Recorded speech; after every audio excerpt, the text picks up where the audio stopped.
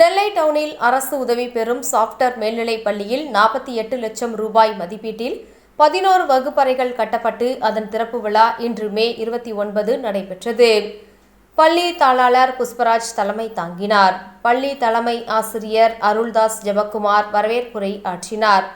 சிறப்பு விருந்தினராக நெல்லை திருமண்டல பேராயர் பர்னாபாஸ் கலந்து கொண்டு புதிய வகுப்பறை கட்டிடத்தை ரிப்பன் வெட்டி திறந்து வைத்தார். இந்த நிகழ்ச்சியில் திருமண்டல துணைத் தலைவர் சுவாமிதாஸ், குருத்துவ செயலாளர் பாஸ்கர் கனகராஜ், நெல்லை திருமண்டல உயர்நிலை, மேல்நிலை மற்றும் சிறப்பு பள்ளிகளில் மேனேஜர் சுதர்சன் மற்றும் அனைத்து பள்ளிகளின் தலைமை ஆசிரியர்கள், சாப்ட்வேர் மேல்நிலைப் பள்ளி ஆசிரியர்கள், பணியாளர்கள் உள்பட பலரும் கலந்து கொண்டனர்.